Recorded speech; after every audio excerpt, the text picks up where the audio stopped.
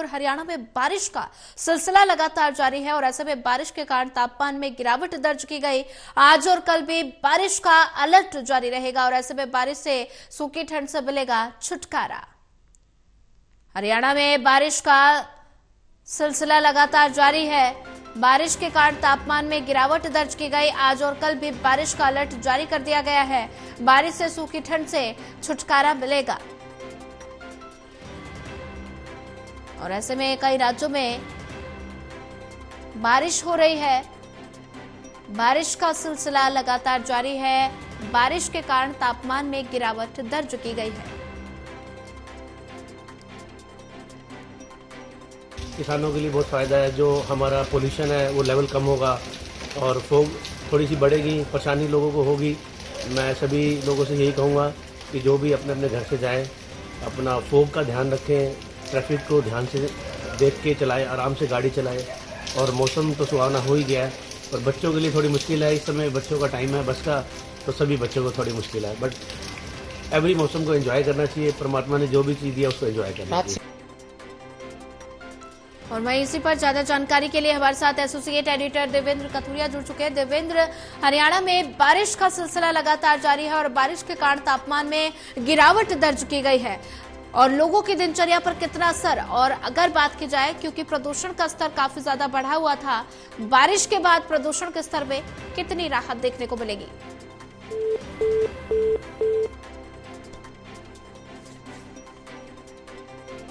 बारिश के कारण तापमान में गिरावट, आज और कल भी बारिश का अलर्ट। बारिश से सूखी ठंड से छुटकारा मिलेगा। हरियाणा में बारिश का सिलसिला लगातार जारी है और वहीं इसी पर ज्यादा जानकारी के लिए हमारे साथ कविता शर्मा जुड़ चुकी है। कविता, हरियाणा में बारिश का सिलसिला लगातार जारी है और बारिश के कारण तापमान में गिरावट दर्ज की गई है और ऐसे में प्रदूषण का स्तर काफी ज्यादा बढ़ा हुआ था, तो ऐसे में प्रदूषण के स्तर पर कितनी कमी देखने को मिलेगी? कविता, सुन पा रही हैं आप? सोनिया, देखिए, हरियाणा में देर रात से मौसम ने करवट ले ली है। हिसार, रोहतक, रेवाड़ी, महेंद्रगढ़, सोनीपत में बारिश हो रही है और अभी भी जो है वो बरसात हो रही है। कई जगहों पर सुबह 3 बजे से ही जो बारिश शुरू हो गई थी और बारिश के साथ साथ शीतलहर भी चल रही है, जिससे ठंड में काफी इजाफा हो गया है। जी कविता शर्मा, अगर बात की जाए तो ऐसे में हरियाणा में बारिश का सिलसिला लगातार जारी है। किसानों की अगर बात की जाए तो किसानों के लिए बारिश कितनी फायदेमंद साबित हो रही? बिल्कुल सोनिया, देखिए, बारिश की वजह से आम लोगों को दिक्कतों का सामना हालांकि करना पड़ रहा है, क्योंकि सुबह सुबह जो लोग ऑफिस जा रहे हैं या किसी काम से जा रहे हैं उनको बारिश की वजह से दिक्कतों का सामना जरूर करना पड़ रहा है। लेकिन हमने किसानों से बात की है। किसानों का सीधे तौर पर ये कहना है कि जो बारिश हो रही है उससे फसलों को संजीवनी मिलेगी, क्योंकि इस समय फसलों में सिंचाई का जो समय होता है वो चल रहा है। ऐसे में अगर बरसात होती है तो किसानों को अपनी फसलों में पानी देने की आवश्यकता नहीं होगी और किसानों के लिए जो ये बरसात हो रही है ये काफी फायदेमंद साबित होगी। उनका कहना है कि फसलों में जो है इस तरह अगर बारिश होती है तो पानी की आवश्यकता नहीं होगी और सिंचाई किसानों को वो नहीं करनी पड़ेगी। जी, जानकारी के लिए आपका धन्यवाद। और वहीं इसी पर ज्यादा जानकारी साझा करने के लिए हमारे साथ एसोसिएट एडिटर देवेंद्र कथुरिया जुड़ चुके। देवेंद्र जी, हरियाणा में बारिश का सिलसिला लगातार जारी है और ऐसे में तापमान में भारी गिरावट दर्ज की गई है। किसानों की अगर बात की जाए तो किसानों के लिए बारिश कितनी फायदेमंद साबित हो रही? देखिए सोनिया, बारिश की बात करें तो हालांकि पिछले 8-10 दिन से शीतलहर का प्रकोप था, पहाड़ों पे बर्फबारी हो रही है, तो मैदानी इलाकों में हरियाणा के जिलों में सर्दी से लोग वो थे। कोहरा हालांकि उतना नहीं पड़ा, लेकिन 27 से 28 तारीख को मौसम विभाग का जो अनुमान था कि बारिश होगी और वो भविष्यवाणी ठीक साबित हुई है। आज 27 तारीख को सुबह उठते ही जैसे ही दिन निकला, बल्कि देर रात भी बारिश होनी शुरू हुई थी जी। तो सुबह जैसे लोग उठे, मौसम में बहुत ठंडक है, 5 डिग्री तक तापमान नीचे आया, ठंडी हवाएं चल रही है जी। फसलों को जहाँ तक बात है, देखिए अभी बड़ी फसल जो है वो गेहूं की आनी बाकी है। अभी गेहूं की बिजाई हुई है, लेकिन उसका सिंचाई का समय होता है, 1 महीने के बाद उसकी सिंचाई होनी होती है। तो किसान खुश है। एक तो इस तरह का मौसम और बारिश गेहूं के लिए बहुत माफिक है। जी। क्योंकि इससे गेहूं की क्वालिटी अच्छी होती है, दाने में फ्लावट आती है, उसका मिठास भी होता है और बम्पर फसल भी होती है। एक साथ कई फायदे, और किसान को ना तो खेत में सिंचाई के लिए जाना पड़ता, ना डीजल फूकना पड़ता जनरेटर के लिए, ना जमीन का पानी निकालना पड़ता, ऊपर से बरस रहा है और खेत में भी नहीं जाना पड़ता।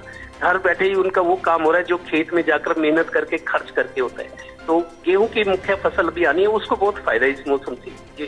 जी देवेंद्र कथुरिया जी, अगर बात की जाए तो ऐसे में बारिश के कारण तापमान में भारी गिरावट दर्ज की गई है और ऐसे में मौसम एक बार फिर सर्द हो गया है। लोग अलाव का सहारा लेने के लिए मजबूर है। दिनचर्या पर कितना असर देखने को मिल रहा है?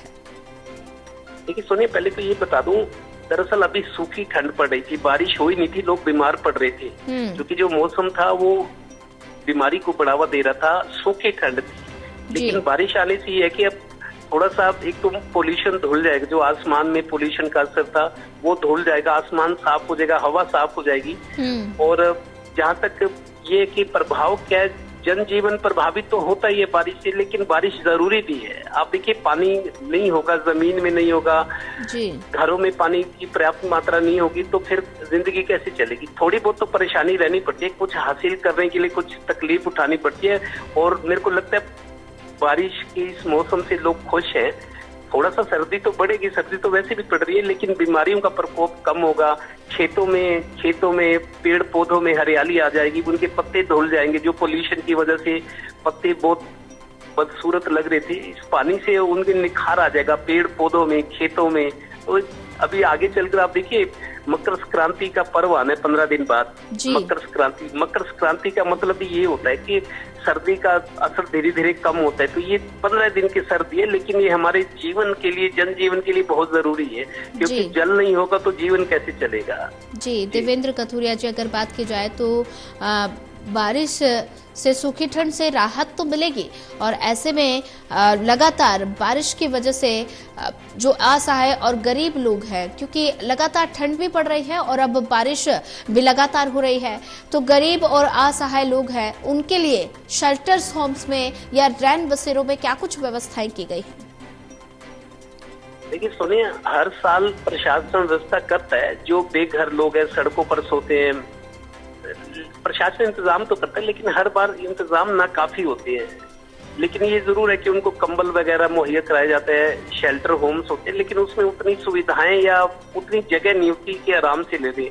जो ऐसे लोग हैं वो जैसे शोरूम्स हैं, कहीं मार्केट है, उसकी छत के नीचे जहां उनको आश्रय मिले, वो वहां सो जाती है, लेकिन रात तो गुजारनी है। ये जरूर है कि सामाजिक सेवाएं करती है जो संस्थाएं या प्रशासन, उनको कंबल, गर्म कपड़े मुहैया कराए जाते हैं। जगह जगह ऐसे भी है, पानीपत में भी है, कि जो दानी लोग होते हैं अपने पुराने कपड़े, गर्म कपड़े जो होते हैं वो दान कर देते हैं ताकि जरूरतमंदों के काम आए। ये भी होता है।